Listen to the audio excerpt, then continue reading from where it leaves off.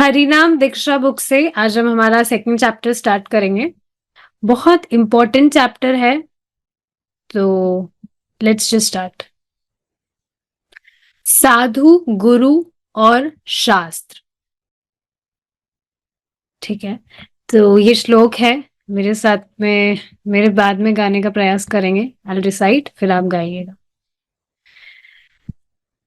प्रयतः प्रयतः कीर्तयेत् प्रातः संवाये द्विजन्मनाम्। प्रयतः कीर्तयेत् प्रातः समवाये द्विजन्मनाम्। सायं च पुण्यश्लोकस्य ध्रुवस्य चरितं महत्। स्वायं च पुण्यश्लोकस्य ध्रुवस्य चरितं महत्। प्रयतः कीर्तयेत् प्रातः समवाये द्विजन्मनाम्। प्रयतः कीर्तयेत् प्रातः समवाये द्विजन्मनाम्। सायं च पुण्यश्लोकस्य ध्रुवस्य चरितं महत्। सायं च पुण्यश्लोकस्य ध्रुवस्य चरितं महत्। ठीक है, देखेंगे अनुवाद। मैत्री मुनि ने कहा, मनुष्य को चाहिए कि प्रातः तथा सायंकाल अत्यंत ध्यान पूर्वक ब्राह्मणों की संगति में ध्रुव महाराज के चरित्र तथा कार्यकलापों का कीर्तन करे। तो देखिए, बहुत इंपॉर्टेंट है, ध्यान से सुनेंगे। जहां पर भी एक्सप्लेनेशन की नीड होगी वहां पर हम इलैबोरेट करेंगे, नहीं तो ध्यान से सुनेंगे, पढ़ते ही आपको समझ में आ जाएगा। मैं फिर से पढ़ रही हूँ। मैत्री मुनि ने कहा, मनुष्य को चाहिए कि प्रातः तथा सायंकाल अत्यंत ध्यान पूर्वक ब्राह्मणों की संगति में ध्रुव महाराज के चरित्र तथा कार्यकलापों का कीर्तन करे। द्विजन्मना, केवल भक्तों की संगति में ही श्री भगवान या उनके भक्तों के चरित्र तथा कार्यकलापों की महत्ता समझी जा सकती है। इस श्लोक का तात्पर्य यही है कि ध्रुव महाराज की चरित्र की विवेचना द्विजों अर्थात योग्य ब्राह्मण, क्षत्रिय तथा वैश्यों के समाज में की जाए। अब आप बताइए, यहां पर कहा जा रहा है योग्य ब्राह्मण, तो इसका अर्थ क्या है? योग्य की क्या परिभाषा होती है? चैट ऑन है, मुझे बताइए आप, मैं जानना चाहूंगी क्या होता है योग्य का अर्थ। ये क्या योग्य का अर्थ होता है कि उसके पास में, किसी व्यक्ति के पास में बहुत अधिक धन है, इस वजह से वह योग्य है, या बहुत यश है उसका, बहुत फेमस है वो, तो यह उसकी योग्यता है? जी नहीं। वास्तविकता में योग्यता क्या है कि व्यक्ति भगवान की भक्ति कर रहा है। अब वो भक्ति कर रहा है, वो कैसे भी कर रहा है, स्टार्टिंग में अगर उसका वो भाव भी नहीं आ रहा है, but still if he has little desire कि वो भगवान को सर्व करेगा, तो वह ही उसकी योग्यता है। और इसी वजह से महाराज यहां पर ये बात कह रहे हैं, बहुत इंपॉर्टेंट चीज है ये। क्या कह रहे हैं महाराज? कि ध्रुव के चरित्र की विवेचना द्विजों अर्थात योग्य ब्राह्मण, क्षत्रिय तथा वैश्यों के समाज में की जाए। मतलब जो आध्यात्मिक ज्ञान है वो व्यक्ति सिर्फ भक्तों की संगत में ही ले सकता है। अब भक्त है तो ये अलग अलग कैटेगरीज है, ब्राह्मण, क्षत्रिय तथा वैश्य। मनुष्य को चाहिए कि वह उन ब्राह्मणों का समाज खोजे जो वैष्णव पद को प्राप्त है। अच्छा, अब एक बात बताइए, अगर किसी को फिजिक्स पढ़नी है तो क्या वो पान वाले के पास जाएगा फिजिक्स पढ़ने के लिए?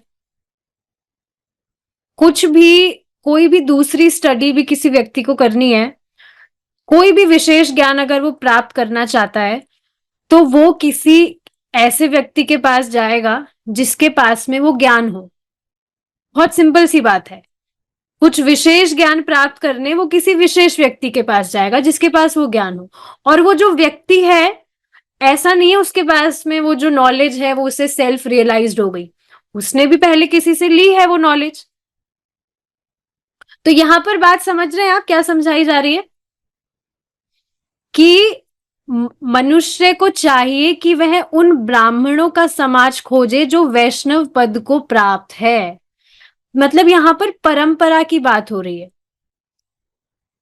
बहुत सिंपल सी बात लग रही है, पर वास्तव में ये सिंपल नहीं है। तभी आप देखिए ना, जो व्यक्ति है किसी को भी अपना गुरु स्वीकार कर लेता है, जो ना कोई परंपरा में होता है, ना उसके पास में कोई प्रामाणिक ज्ञान होता है, पर फिर भी व्यक्ति जो है उसको स्वीकार कर लेता है। तो महाराज यहां पर यही बात बता रहे हैं कि ऐसे समाज की खोज करे जो वैष्णव पद को प्राप्त हो, जिन्हें ये विश्वास है कि भगवान श्री कृष्ण है, वह एक व्यक्ति है। लेकिन इसी के विपरीत ही तो काफी लोग घूम रहे हैं, अपने आप को गुरु गुरु कहकर गुरु बनकर घूम रहे हैं, वो जो भगवान को निराकार बता देते हैं या सभी एक है, ये सब हल्ला करते रहते हैं। तो ये चीज है, समझनी चाहिए कि समझ आ रही है बॉटम लाइन क्या है जो भी यहाँ पर महाराज कह रहे हैं, कि जो व्यक्ति है वो भक्तों की संगति में ही भक्ति कर सकता है। उसको वास्तविक जो प्रामाणिक ज्ञान है वो वैष्णवों के संगत में ही हो सकता है, प्रामाणिक वैष्णवों के संगत में ही हो सकता है। श्रीमद् भागवतम की विवेचना तुरंत ही प्रभाव डालती है, क्योंकि इसमें भगवान और उनके भक्तों के चरित्र का वर्णन है। अब ये बहुत ही सुंदर लाइन है, बहुत अमेजिंग है। क्या? कि श्रीमद् भागवतम की विवेचना तुरंत ही प्रभाव डालती है, लेकिन उसे भक्त के संगत में श्रवण करना बहुत जरूरी है। उसने भक्तों के संगत में अगर श्रवण किया है तो प्रभाव डालेगी। जैसे आप देखिए ना, आप कोई दवा लेते हैं तो ऐसा नहीं है उसका प्रभाव 10 दिन बाद में से होता है, पहले दिन से ही उसका असर होने लगता है। हाँ, उसका जो प्रभाव है प्रत्यक्ष ऐसा हो सकता है आपको कुछ दिन बाद दिखे, बट आपने जैसे ही दवा ली है पहले दिन से ही उसका असर होने लगता है। तो इसी से रिलेटेड एक बात मुझे याद आ रही है। Srila Prabhupada ji self realisation book में ये बात बताते हैं कि व्यक्ति अगर सिर्फ 1 हफ्ते तक भी निरंतर जप कर रहा है तो सिर्फ 1 हफ्ते के अंदर ही उसे दिखेगा कि उसकी जो भौतिकतावादी डिजायर्स हैं पहले से कम कम है। उसको 1 हफ्ते में ही दिखने लगेगा। अब सोचिए जब सालों तक व्यक्ति भजन करे तो उसकी क्या प्रगति होगी, क्या स्तर हो जाएगा उसका। तो जो भी व्यक्ति सही सही चीज ग्रहण करता है उसका सही सही प्रभाव होता ही है। ऐसा नहीं सोचना चाहिए कि हम कुछ ले रहे हैं तो इसका प्रभाव नहीं होगा। जैसे प्रभु जी बता रहे थे कि प्रभु जी ने किसी को कोई दवाई सजेस्ट की थी बुखार की, तो उन्होंने वो दवाई ली, वो ठीक हो गए थे। लेकिन उनके पिताजी को उन्होंने कोई दूसरी दवाई दे दी थी तो उसका बिल्कुल ऑपोजिट रिएक्शन हो गया था। तो ये नहीं सोचना चाहिए कि हम कुछ ग्रहण करते हैं उसका कुछ प्रभाव नहीं होता। या तो अच्छा प्रभाव होगा या फिर उसका ऑपोजिट होगा, प्रभाव जरूर होता है। तो ये बात यहां पर समझ आ रही है, भक्तों के बीच सुनना बहुत जरूरी है। नहीं तो आप देखेंगे काफी लोग गीता पढ़ते हैं पर उनको समझ में नहीं आता। क्यों? उसका रीजन, एकमात्र रीजन यही है कि प्रामाणिक भक्तों के बीच में नहीं सुनते। नहीं तो ऐसा नहीं है कि जो इस्कॉन के भक्त हैं वो ही सिर्फ गीता पढ़ते हैं। काफी लोग हैं जो अलग से अपने आप भी गीता पढ़ने का प्रयास करते हैं। काफी लोग मुझे भी बताते हैं कि हमने गीता पढ़ी पर हमें कुछ समझ ही नहीं आया। तो इसका कारण यही है, समझना चाहिए कि ये आध्यात्मिक ज्ञान है, कोई नॉर्मल टेक्स्ट बुक नहीं है जिसको व्यक्ति अपने आप पढ़ के समझ जाएगा। जबकि आप देखेंगे नॉर्मल सी जो टेक्स्ट बुक है उसको भी तो अपने आप कहाँ से पढ़ता है, स्कूल में जाकर पढ़ता है, स्कूल में जाने के बाद में ट्यूशन अलग से लेता है ताकि और अच्छे से समझ सके। तो ये तो आध्यात्मिक ज्ञान है, ये तो अकेले बिल्कुल ही नहीं पढ़ सकता व्यक्ति। तो बहुत जरूरी है भक्तों के बीच में श्रवण करें। जैसे आप देखेंगे सार्वभौम भट्टाचार्य जी सार्वभौम भट्टाचार्य जी थे, चार्य जी थे, वो वेदांत पढ़ाते थे सन्यासियों को। प्रखंड पंडित थे वो। लेकिन जब महाप्रभु ने उनको बताया कि वेदों का प्रयोजन केवल संबंध, अभिधेय और प्रयोजन है, तो वो एकदम चकित रह गए, एज इफ उन्होंने कभी वेद पढ़ा ही ना हो। सोचिए ना, वेदों का वो सन्यासियों को ज्ञान भी देते थे, लेकिन मेन बात जो थी वो ही तो मिस थी। वेदों का प्रयोजन क्या है? एकमात्र यही प्रयोजन है कि जो जीव है वो अपना संबंध भगवान से समझे और उसके अनुरूप कार्य करे, भगवान का प्रेम प्राप्त करके भगवान के धाम लौट जाए। तो ये देखिए, समझना चाहिए, ये जो बात है ये बहुत कॉन्फिडेंशियल है, बहुत ज्यादा कॉन्फिडेंशियल, गुह्य जिसे कहते हैं हम हिंदी में।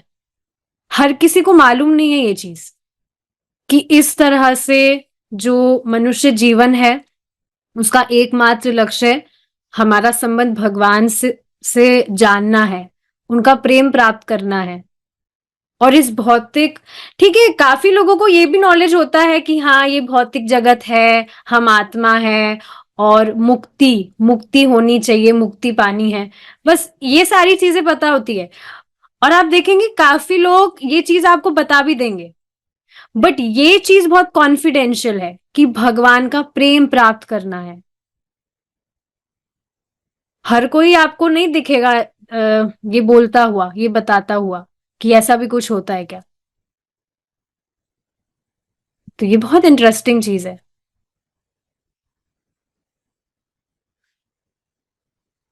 ठीक है, तो ये चीज है कि तुरंत ही प्रभाव डालती है, क्योंकि इसमें भगवान और उनके भक्तों के चरित्र का वर्णन है। इसी कार्य के लिए अंतर्राष्ट्रीय कृष्ण भावनामृत संघ की स्थापना की गई है। क्यों स्थापना की गई है? कि भक्तों को मौका मिले भक्तों के संग में आकर शास्त्र पर चर्चा करने का, भगवत कथा चर्चा करने का, भगवान की भक्ति करने का। मतलब समझ रहे इस बात का? प्रामाणिक भक्तों के संग में आकर जब तक व्यक्ति श्रवण नहीं करता, उसके जीवन में परिवर्तन होना असंभव है। आप खुद देखेंगे ना, काफी समारोह होते हैं जिसमें एक एक हफ्ते कथाएं होती है, एक हफ्ते पूरा गीता का प्रवचन हो जाता है। मुझे समझ नहीं आता, सोचिए ना, गीता में 18 अध्याय है। अगर व्यक्ति एक अध्याय भी एक दिन में पूरा करे तो 18 दिन लग जाते हैं, लेकिन एक हफ्ते में पूरा गीता कंप्लीट। और उसमें आप देखेंगे जो कथाकार होते हैं उनको भी कोई रस नहीं होता है।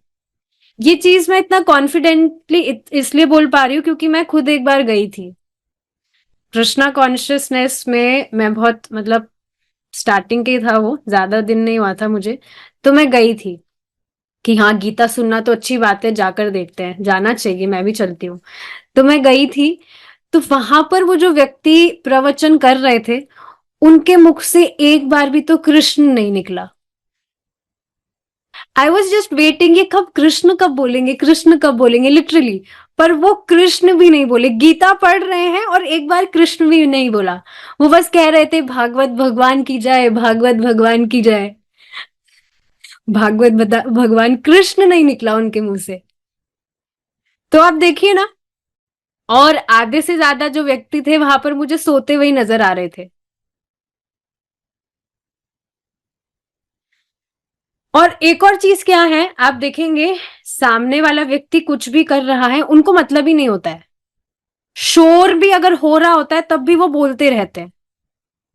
आप देखिए ना, प्रभु जी जब क्लास करते हैं, थोड़ा सा भी अगर डिस्ट्रैक्शन हो जाता है तो प्रभु जी पूरा डिस्ट्रैक्ट नहीं हो जाते, बिल्कुल थोड़ा सा भी अगर कुछ डिस्टरबेंस हुआ तो, क्योंकि बहुत कॉन्सेंट्रेटली कथा बोलनी होती है। ऐसा नहीं है कि बस हाँ बोल दिया, बहुत कॉन्सेंट्रेशन के साथ बोलना होता है।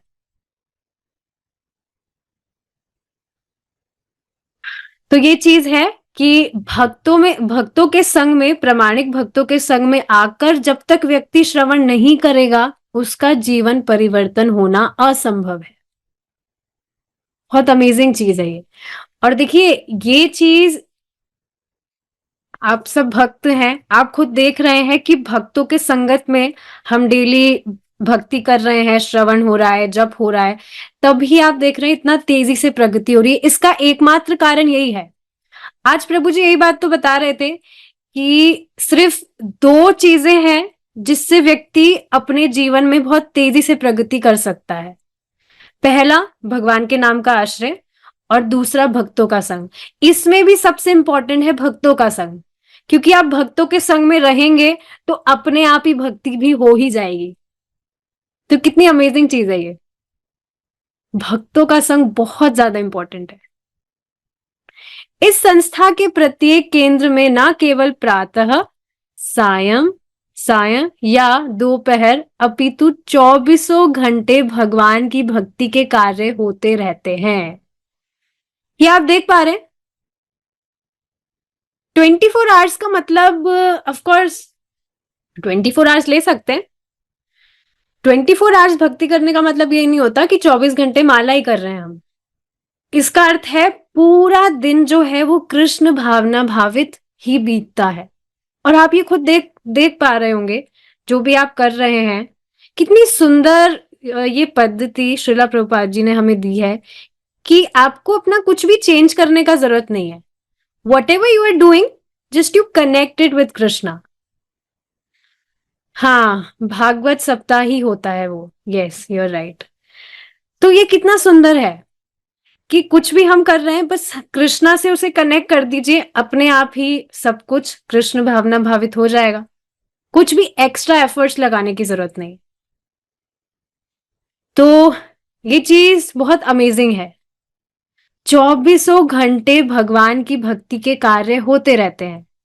सुबह उठे, मंगला आरती अटेंड किया, चैंटिंग किया, फिर उसके बाद में प्रसादम की सेवा हुई, फिर क्लास, फिर उसके बाद में दिन में आप कुछ भी आपका जो करते हैं, जॉब पे जाना होता है तो वो अलग बात है। नहीं तो जो माता जी है वो कुछ भी रीडिंग वगैरह या कुछ भी घर का भी अगर आप कुछ कर रहे हैं, वो भी तो कृष्ण कृष्ण की सेवा हो जाती है। घर में विग्रह है, कीर्तन और कथा सुनते सुनते अगर आप वो कर रहे हैं तो वो और भी अमेजिंग चीज है। तो इस तरह से पूरा जो दिन है वो कृष्ण भावना भावित बीतता है।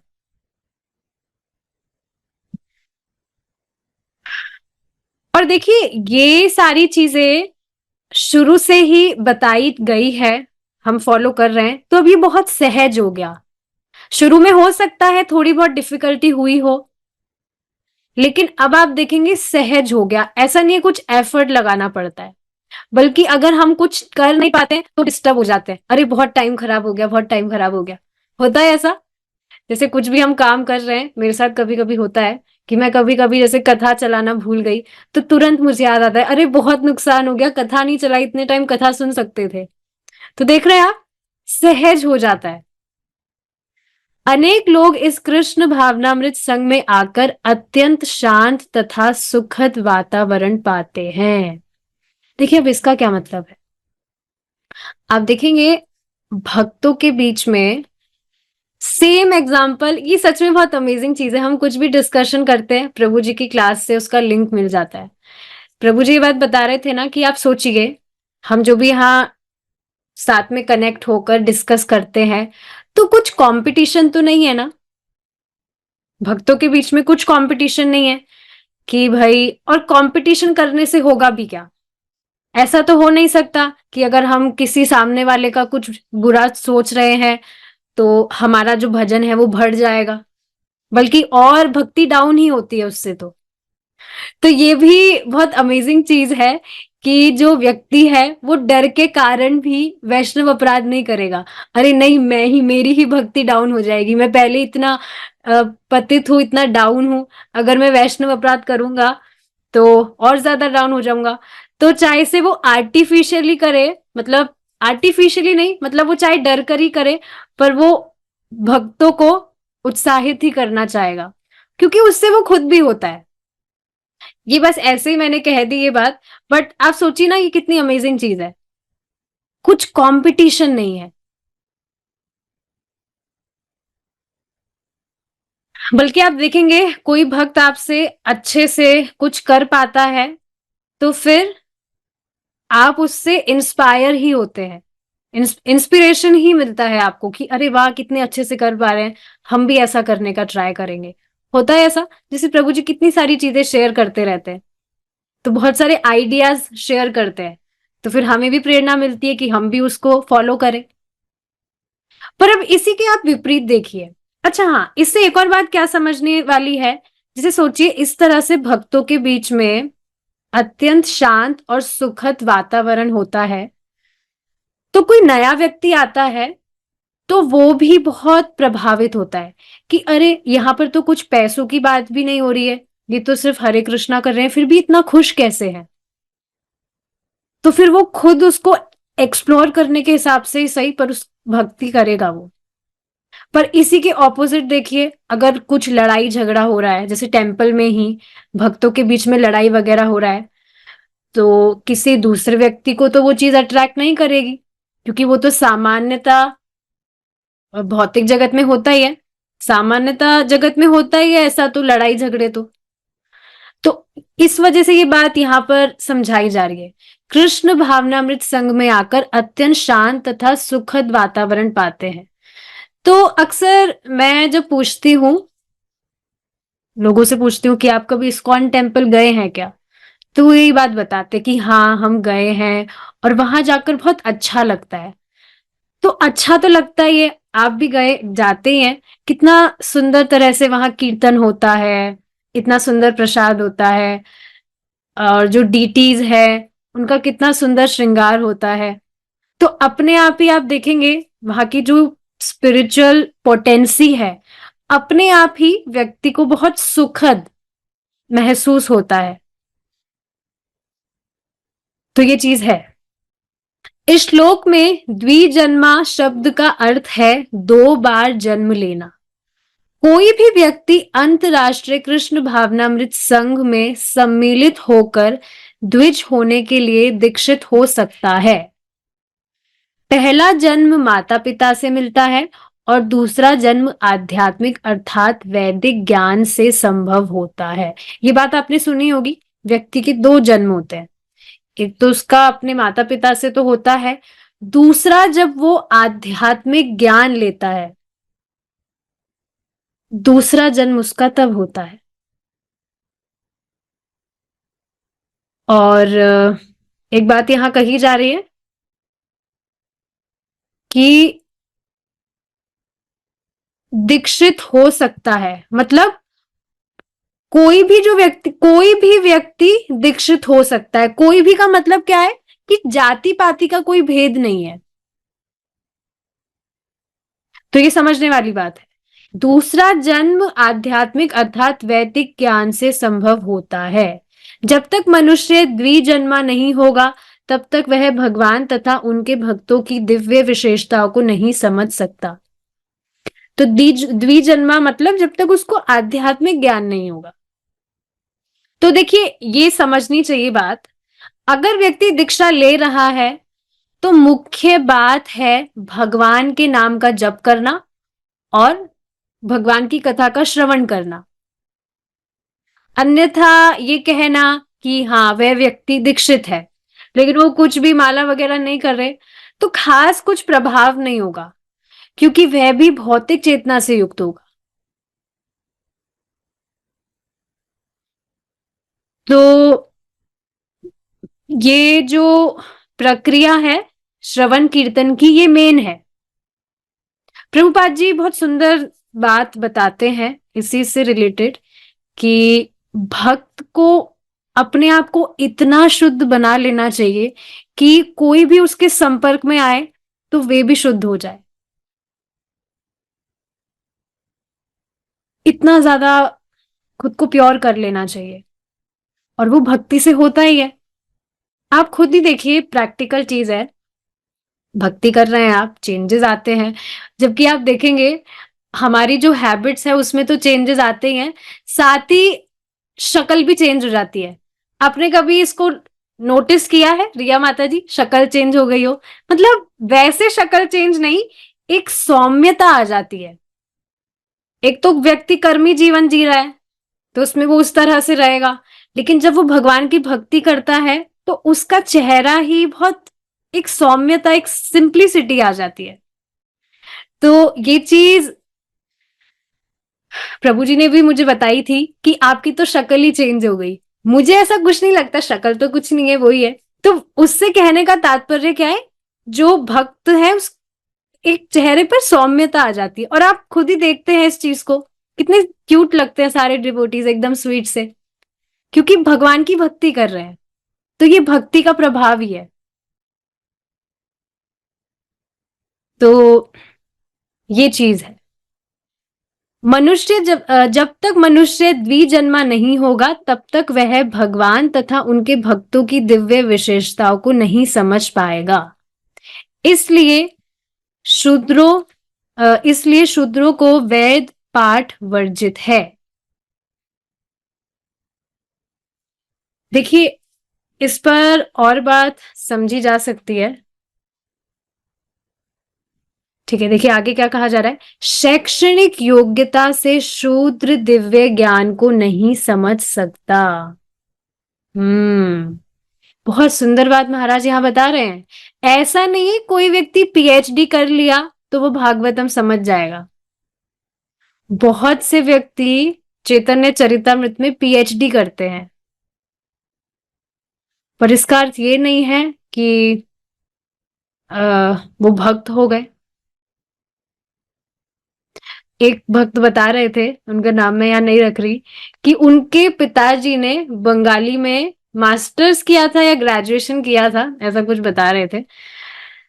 तो समझना चाहिए कि ठीक है, पढ़ाई के लिए व्यक्ति ये ग्रंथ पढ़ भी रहा है, लेकिन भक्ति की भावना नहीं है, इस वजह से कुछ ट्रांसफॉर्मेशन नहीं आएगा। इस चीज पर देखिए मैं विचार कर रही थी कि ये तो भगवान के ग्रंथ हैं, तो कोई भी व्यक्ति इसको कैसी भी भावना से पढ़े, चेंजेस तो इसमें आने चाहिए ना। पर देखिए, इसका फर्क पड़ता है कि उसकी भावना क्या है, उसके अकॉर्डिंग ही उसमें चेंजेस आते हैं। तो खाली लैंग्वेज समझ लेंगे, कोई भी व्यक्ति उसको पढ़ रहा है, लैंग्वेज वो समझ लेगा, पर भक्ति भावना नहीं है, तो फिर कहां से भाव तो नहीं समझ पाएगा वो व्यक्ति। इसी वजह से वहां बार बार लिखा है कि जिसकी महाप्रभु पर श्रद्धा है, भक्ति है, वो ही इस लीला को समझ पाएगा। बार बार में ये चीज वहां पर मेंशन है कि विश्वास है श्रीमन चैतन्य महाप्रभु है, तभी वह समझ पाएगा। नहीं तो बस कहेगा ये तो माइथोलॉजी है, माइथोलॉजी मात्र है। एक व्यक्ति थे, उन्होंने अपने स्टेटस पे कुछ लिख रखा था, सनातन एंड ऑल। तो मुझे लगा ये भी भाई डिवोटी होगा, सनातन लिख रहा है, सनातन धर्म कुछ था। तो मैंने उनको हरे कृष्णा कहा, ठीक है, उन्होंने भी हरे कृष्णा कहा। तो थोड़ा थोड़ा मुझे कंफर्मेशन हुआ कि ये भी पक्का भगवान के डिवोटी होंगे। तो उनसे कुछ डिस्कशन हुआ, फिर चैतन्य महाप्रभु पर डिस्कशन हुआ कि मतलब वो बस चैतन्य महाप्रभु को एक साधारण इंसान समझ रहे थे। हाँ, चैतन्य महाप्रभु ने भी बहुत महान ग्रंथ लिखे हैं। तो मैंने कहा चैतन्य महाप्रभु तो स्वयं भगवान कृष्ण है। तो वो कहने लगे हाँ, लोग मानते हैं ऐसा, कुछ लोगों का मानना है ऐसा। तो मैंने ज्यादा फिर उनसे कुछ बात नहीं की। तो ये चीज समझ पा रहे हैं आप? अगर व्यक्ति की भक्ति है, उसको विश्वास है कि भगवान है, तभी वो भगवान की लीलाओं को समझ सकता है। नहीं तो कितना ही वो सुने, अश्रद्धा है, तो फिर भक्ति देवी तो उस पर कृपा नहीं करेगी। सोचिए ना, अगर ऐसा होता तो सारे जो पीएचडी है, साइंटिस्ट है, वो भक्त नहीं बन गए होते। लेकिन ऐसा नहीं है। बल्कि पीएचडी का फुल फॉर्म क्या है, प्रभु जी बताते हैं, PhD means permanent head damage. तो अब परमानेंटली हेड कोई डैमेज कर लिया है तो कहां से कुछ समझ पाएंगे। तो ठीक है। इस समय सारे विश्व में जो शिक्षा पद्धति है उससे केवल शूद्र उत्पन्न हो रहे हैं, जिनका आध्यात्मिक ज्ञान में पतन हुआ है और इसी कारण लोग दुखी है। आप खुद सोचिए ना, यहाँ पर जो भी भक्त है 10th तक तो पढ़े ही होंगे, दादा भी पढ़ सब ज्यादा पढ़े हुए हैं, मैं मतलब मिनिमम लेकर चल रही हूँ। 10th तक तो सब पढ़े ही होंगे। आप सोचिए कभी किसी ने हमें बताया कि जीवन का लक्ष्य क्या है, या जो इंद्रिय हैं उनको संयमित करना चाहिए। कभी टीचर ने बताया कि बेटा मूवीज मूवीज मत देखो, मूवीज नहीं देखनी चाहिए, होटल में मत खाओ, होटल में मत जाओ। खुद ही ऐसा कर रहा है टीचर तो कहाँ से कुछ बता पाएगा। बल्कि स्कूल में भी आप देखेंगे, अभी यहाँ हमारे आसपास में स्कूल्स हैं, तो आप देखिए कि स्कूल्स में भी आजकल कैसे कैसे गानों पर प्रोग्राम्स करवाते हैं टीचर्स, कैसे कैसे गानों पर बच्चों को डांस करवाते हैं। मुझे खुद को शर्म आ गई, कैसे गाना चल रहा है, मैं अंदर आ गई थी, मैं बाहर बैठी थी तो गाने बज रहे थे, वहां कुछ प्रोग्राम हो रहा होगा। पहले तो फिर भी कुछ देशभक्ति वगैरह के गाने चलते थे, पर अब आप देखिए कैसे कैसे गानों पर डांस कराते हैं बच्चों को। तो यही चीज यहाँ पर महाराज बता रहे हैं कि जो भी शिक्षा दी जा रही है उससे केवल शूद्र उत्पन्न हो रहे हैं। प्रभु जी खुद बता रहे थे कि आईआईटी में प्रभु जी जब थे तो वहां पर खुद जो टीचर है वो सिगरेट पीकर आकर क्लास देता था, और वो भी ओपन, ऐसा नहीं छुपके से, बाहर क्लास के और फिर अंदर।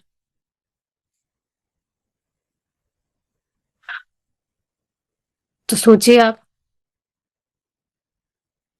केवल शूद्र उत्पन्न हो रहे हैं जिनका आध्यात्मिक ज्ञान में पतन हुआ है और इसी कारण लोग दुखी है। देखिए ये वास्तविकता है। आप देखिए ना, जो भी एग्जाम्स वगैरह होते हैं, बच्चे ठीक है एग्जाम वगैरह देते हैं, पर कितने बच्चे सुसाइड तक कर लेते हैं। प्रभु जी खुद ये बात बता रहे थे, आईआईटी में हर साल कम से कम 4 केस तो सुसाइड के होते ही थे, कोई ना कोई बच्चा सुसाइड कर ले रहा है।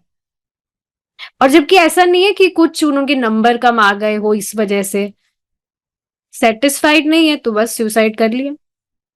और कंपटीशन एग्जाम में भी तो आप देखिए ना, व्यक्ति कितना डिप्रेस्ड हो जाता है, कितना परेशान हो जाता है।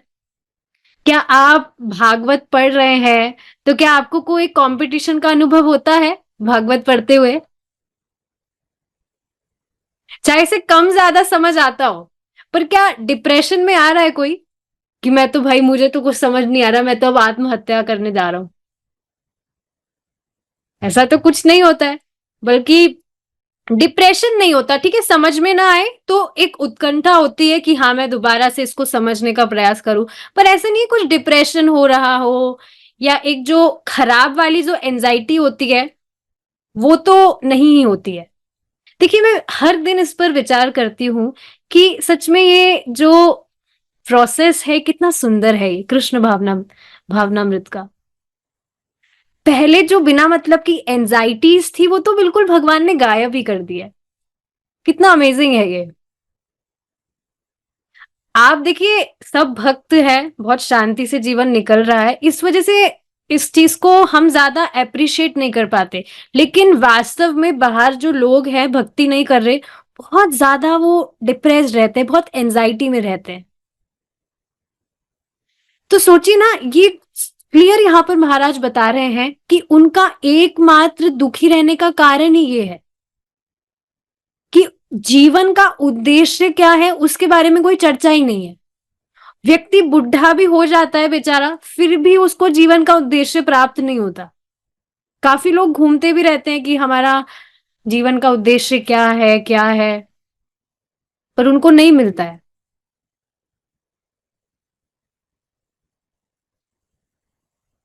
तो ये चीज यहाँ पर महाराज बता रहे हैं, कम से कम कुछ लोगों को तो ज्ञान लेना चाहिए ना। इससे देखिए, इसको एक एग्जाम्पल से समझेंगे हम। जैसे आप देखेंगे जब कोरोना हुआ था, कोरोना काल में आप देखेंगे जो साइंटिस्ट थे, कुछ ही साइंटिस्ट थे जिन्होंने रिसर्च की कि कैसे ये जो कोरोना है ये खत्म हो, उसकी कुछ दवाई वगैरह की। तो कुछ साइंटिस्ट ने रिसर्च की, पर उससे लाभ बहुत लोगों को हुआ। Is it not? ऐसा हुआ। उसी तरह से कम कुछ लोगों को भक्ति करनी चाहिए। मैं ऐसा नहीं कह रही यहाँ जो भक्त हैं उनमें से कुछ भक्ति करिए आप, ऐसा नहीं। मतलब समझने की बात क्या है कि कुछ जो लोग हैं उनको भक्ति करनी चाहिए ताकि वो औरों को भी भक्त बना सके, भक्ति का प्रचार करके। और इसीलिए इस्कॉन की स्थापना हुई कि कुछ ऐसे ब्राह्मणों की शिक्षा हो, दीक्षा हो कि वो समाज को गाइडेंस दे सके, कुछ कटाक्ष दे सके। नहीं तो उनका दुख कभी जाने वाला ही नहीं है। चाहे कितना ही व्यक्ति धन इकट्ठा कर ले या कुछ भी कर ले, दुख जाएगा ही नहीं, क्योंकि मेन चीज पर ही कुछ चर्चा है नहीं। कृष्ण भावनामृत आंदोलन का मुख्य उद्देश्य सुपात्र योग्य ब्राह्मण उत्पन्न कर सारे विश्व में आध्यात्मिक ज्ञान का प्रसार करना है। हम्म। तो समझ रहे इस बात को? जैसे अभी हमने कोरोना वाला एग्जाम्पल डिस्कस किया, उसी तरह से जब व्यक्ति खुद स्वयं भक्ति करता है, उसका चित्त शुद्ध होता है, अच्छे से वो नॉलेज समझता है, और इससे वो खुद एम्पावर होता है। भगवान खुद आप देखेंगे उसको एम्पावर करते हैं कि वो औरों को भी बताए। भक्ति का देखिए प्रभाव ही ये है, एक पावर उसमें आ जाती है। पावर का मतलब समझ रहे हैं आप? स्पिरिचुअल एनर्जी, जिससे वो औरों को भी भक्ति करने के लिए उत्साहित करे। और ये भगवान की अंतरंगा शक्ति है जो उसे प्रेरित करती है, श्रीमती राधा रानी। लेकिन बिना जप किए, बिना भक्ति किए समझ नहीं आती ये सब बातें। समझना चाहिए इस चीज को। तो ये चीज है जिस पर फोकस किया जाना चाहिए, और वास्तव में यही कैरियर है। सामान्य व्यक्ति आप देखेंगे इसको टाइम की खराबी समझेगा कि ये तो टाइम खराब कर रहे हैं। कैरियर का मतलब होता है जहां अधिक धन आ रहा हो। Is it not? यही तो लोगों की अभिमति है कि कैरियर मतलब कुछ बढ़िया सा जॉब लग जाए जिससे बहुत अधिक धन आ रहा हो। लेकिन वास्तव में कैरियर यही है।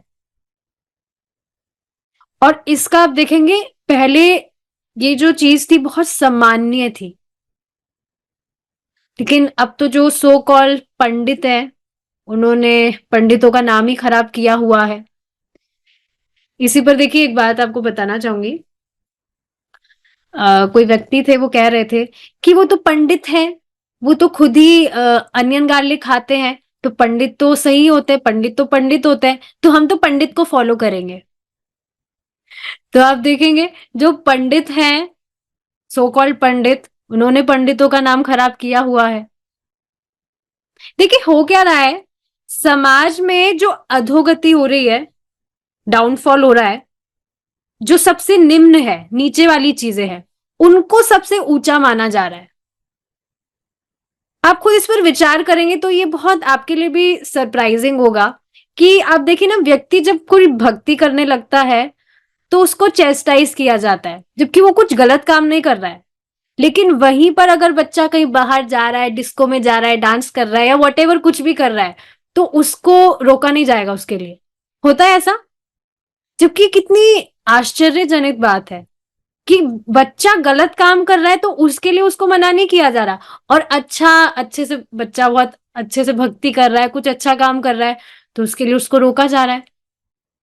तो जो सबसे निम्न नीचे वाली चीजें हैं, सबसे ज्यादा उनको ऊंचा माना जा रहा है।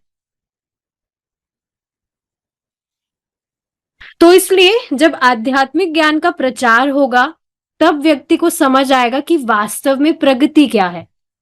भौतिक चीजों में कुछ भी वो प्रगति कर रहा है, वास्तव में कोई प्रोग्रेस नहीं है। वो तो पाश्विक चीजें हैं, कितना ही उसको कर लो तो उसमें तो कोई प्रोग्रेस है नहीं। आध्यात्मिक ज्ञान लेने से ये सारी चीजें समझ में आती है, बिल्कुल प्रैक्टिकल चीज है। आप खुद सोचिए ना, एटलीस्ट मैं खुद बता सकती हूँ इस चीज को। When I was not Krishna conscious, तो मेरी खुद की यही अ, यही दिमाग में था कि अच्छा सा मैं जॉब ले लूं, बहुत मतलब अच्छा सा सब कुछ मेरे पास में हो जाए, तो वो सबसे अच्छी प्रगति है जीवन में। देख रहे कितना बड़ा अंधकार है, जबकि सारी चीजें नश्वर है। कितना ही कुछ भी प्राप्त कर ले, एक टाइम के आने के बाद तो सब कुछ नष्ट हो जाएगा। और ऐसा भी नहीं है आपको इस जीवन में जो भी प्राप्त हो रहा है तो अगले जीवन से वो वही कंटिन्यू होगा। वो सिर्फ भक्ति में होता है, शाश्वत रूप से भक्ति ही आपके अकाउंट में सेव होती है। भौतिकतावादी चीजें, अगला जीवन अगर प्राप्त हुआ व्यक्ति को, तो शुरू से उसको स्टार्ट करना होगा, शुरू से स्कूल में जाकर एबीसीडी सीखना होगा। मुझे तो सच में स्कूल के दिन जब याद आता है कितना टॉर्चरिंग लगता है, सब कुछ कैसे सब कुछ करना पड़ता था। भगवान ने बचा लिया कम से कम उधर से तो। सो सी, अगर अगला जन्म प्राप्त होता है तो फिर से वहीं से स्टार्ट करना पड़ेगा। तो आध्यात्मिक ज्ञान लेना बहुत ज्यादा जरूरी है, बहुत ज्यादा इंपॉर्टेंट है। तभी व्यक्ति को समझ में आएगा कि वास्तविक प्रगति है क्या। देखिए, प्रभु जी इस चीज को बता रहे थे कि प्रभु जी जब बाली गए थे तो वहां के लोगों को बहुत न्यूनतम ज्ञान है, शास्त्रों का कुछ ज्ञान ही नहीं है, क्योंकि वहां पर कोई बताने वाला ही नहीं है। मुझे नहीं पता बाली में कौन सी लैंग्वेज बोलते हैं, इंग्लिश बोलते हैं या कुछ भी बोलते हैं। तो समझना चाहिए, अगर व्यक्ति के पास में थोड़ी भी बुद्धि है तो उस बुद्धि को भगवान के प्रचार में लगाना चाहिए। और आप सब भक्त तो बहुत ही बुद्धिमान है, तो समझना चाहिए इस चीज को कि अपनी जो बुद्धि है उसको भगवान के प्रचार में लगाना चाहिए। तो बाली वाली बात से एक और दिमाग में आ रही है बात कि अगर किसी को कोई दूसरी लैंग्वेज भी आती है, हिंदी इंग्लिश तो ऑलमोस्ट सब जानते ही है, कोई दूसरी लैंग्वेज अगर आपको आती है तो आप उस लैंग्वेज में प्रचार कीजिए। आप देखेंगे इंग्लिश हिंदी में तो आपको बहुत सारे प्रचारक मिल ही जाएंगे, पर मैं ऐसा नहीं कह रही हूं आपको कोई दूसरी लैंग्वेज नहीं आती है तो आपको प्रचार नहीं करना चाहिए। I am not saying that. अगर दूसरी लैंग्वेज आती है तो आपको उसमें भी प्रीचिंग करना चाहिए, क्योंकि काफी लोग हैं जिनको जो लैंग्वेज नहीं आती है तो उनकी लैंग्वेज में बोलने वाला कोई है ही नहीं। जैसे चाइना में चाइनीज है, तो अब चाइना के लोगों को भी तो ज्यादा तो कुछ पता नहीं है। आप सोचिए ना, उनके पास में कितनी बुद्धि है, कितना कुछ वो इन्वेंशन कर लेते हैं। लेकिन अगर उनको भगवान के विषय में कुछ ज्ञान हो जाए तो अपनी बुद्धि को वो कितना भगवान की सेवा में लगा सकते हैं। मैं ऐसा नहीं कह रही कि चाइनीज सीखे, बस ये बात दिमाग में आई कि जो अगर दूसरी लैंग्वेज आती है आपको तो उसमें भी आप प्रीचिंग करने का ट्राई कर सकते हैं। ये समझ लीजिए कि पैसों से ज्ञान नहीं आता है। ये नहीं मैं आपको 50,000 रुपए देती हूँ और आप मुझे भागवतम का ज्ञान दे दो, डाल दो मेरी बुद्धि में डाल दो, ऐसा नहीं होता है। ज्ञान लेने से ही आता है और भक्तों की संगति में आता है। इसको पढ़ लेके, अभी टाइम है हमारे पास, पढ़ लेते हैं एक बार। भक्तों की संगति। ध्रुव महाराज के चरित्र को कहकर श्री मैत्री मुनि विदुर जी से कहते हैं, ध्रुव महाराज के चरित्र का वर्णन तथा उसका श्रवण करना चाहिए। जो भक्तों का समाज है, सुसंस्कृत है, उस समाज में व्यक्ति को प्रातः और सायं ध्रुव महाराज के चरित्र का वर्णन करना चाहिए, कीर्तन करना चाहिए। कीर्तियेत। प्रातः काल में कोई उपद्रव नहीं होता तथा मन एकाग्र रहता है। ये चीज तो आपने खुद ने देखी होगी कि सुबह के टाइम में आपका जो मन है वो एकाग्र रहता है। देखिए, इसके पीछे का बहुत ही अमेजिंग रीजन है। आप देखते हैं, जब आप रात को सो जाते हैं, सोने के बाद में आप जब सुबह उठते हैं तो आपके दिमाग में ज्यादा थॉट्स नहीं होते सुबह के टाइम पर, एटलीस्ट एज कंपेयर टू दिन के टाइम में। दिन के टाइम तो आप देखेंगे पूरा इतना बहुत ज्यादा थॉट से भरा रहता है दिमाग, पर सुबह के टाइम बहुत शांत रहता है मन, और आप एकाग्र होकर चैंटिंग कर पाते हैं।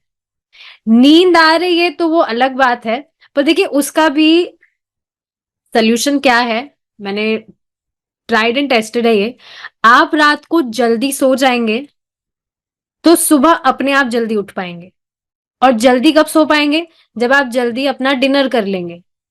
तो रात का जो खाना है वो जल्दी और लाइट खाना खाकर फ्री हो जाइए, और रात को जल्दी सो जाइए 9 बजे से पहले कम से कम।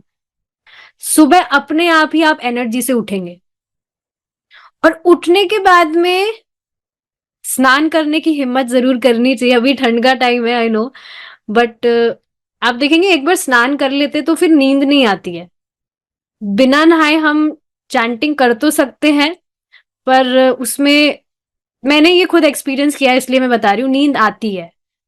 पर स्नान करके जब करते हैं तो अच्छे से हो जाता है जब। तो ये चीज है। इसलिए प्रातः काल में अवश्य ही भगवान की चर्चा सुननी चाहिए। अनुक्तः समुचित, अर्थात जो समय नहीं बताया गया उसके लिए च अक्षर का उपयोग किया गया है। इसको समझिए। जब आप सुबह के टाइम भगवान के बारे में सुनते हैं, प्रभुपाद जी ने खुद ने मॉर्निंग प्रोग्राम इसी तरह से सेट किया हुआ है कि 5 से 7 में आप अपना चैंटिंग कंप्लीट कर लीजिए, फिर 8 से 9 आप भागवतम का श्रवण कीजिए, फिर बाद में प्रसाद पाइए, और फिर आपका जो भी जॉब वगैरह है you can do that. Prabhupada ji ने इस तरह से सेट किया है, और इस तरह से ही तो हो रहा है। सुबह जल्दी माला कंप्लीट हो जाता है, फिर प्रसाद हो जाता है, और फिर प्रभु जी का क्लास होता है। तो खाली शफल है, बट ऑलमोस्ट सेम है। तो इससे होता क्या है, आप देखेंगे जब हम सुबह के टाइम श्रवण कीर्तन करते हैं तो उसके द्वारा हमारा पूरा दिन, पूरे दिन के लिए हम चार्ज हो जाते हैं। आध्यात्मिक चेतना से युक्त होकर हम जगत में प्रवेश करते हैं, मतलब जो भी काम हमें करना होता है। आप खुद देखिए, अपने भौतिकतावादी जीवन को एक बार याद कीजिए कैसा था। सुबह उठे, खाए पिए, बस चल दिए। कोई भी मतलब भजन क्रिया कुछ नहीं होता था ऐसा। सुबह उठे, पिए, खाए पिए, और स्कूल भागा, कॉलेज भागा, जो भी किया। काफी लोग तो बिना स्नान करे भी चले जाते हैं, देखा है मैंने। 10 मिनट पहले, जब स्कूल का टाइम होगा, कॉलेज का टाइम होगा, 10 मिनट पहले उठेंगे, बस स्प्रे व्रे लगाया और चले गए। देखिए ना, मतलब अच्छा, देखिए हो सकता है ये सारी चीजें हम पहले कर रहे हो, बट आप देखिए अब चेतना की शुद्धि के कारण कितना डिफरेंस है। Is it not? किसी दूसरे को भी करता हुआ देखते तो बिल्कुल अच्छा नहीं लगता। हम तो कभी कल्पना भी नहीं कर सकते हैं, भक्त लोग तो कल्पना भी नहीं कर सकते कि इस तरह से रहे, बल्कि एक एक टाइम स्नान की जगह 2-3 बार स्नान करते हैं। पर आप देखिए, दूसरों को जब देखते हैं तो ठीक नहीं लगता। तो देख रहे हैं आप चेतना का कितना जंप है, परिवर्तन होता है। तो पूरे दिन कैसे कृष्ण भावनामृत होकर, कृष्ण भावना भावित होकर बिताना है, उसका आधार भगवत कथा है। तो सुबह का जो श्रवण है वो करना चाहिए, बहुत अमेजिंग है। आप सब क्लासेस लेते ही है, ये बिल्कुल ब्रेकफास्ट की तरह होता है। जैसे आप देखेंगे ब्रेकफास्ट व्यक्ति लेता है तो वो उसको एनर्जी देता है अपना पूरा दिन, वो कुछ भी काम वाम करने के लिए। तो ये बिल्कुल उसी तरह है। क्या, जैसे हम मोबाइल का एग्जाम्पल ले, मोबाइल को हम रात को चार्ज करते हैं ताकि उसको अगले दिन पूरे दिन हम उसको काम मिले, फिर रात को फिर से चार्जिंग करते हैं। ठीक है, अब ज्यादा टाइम हो जाएगा, वी विल स्टॉप हियर। काफी सारी चीजें थी कहने को, but we will discuss tomorrow. Srila Prabhupada की जय, निताई गौर प्रेमानंदे, हरि बोल।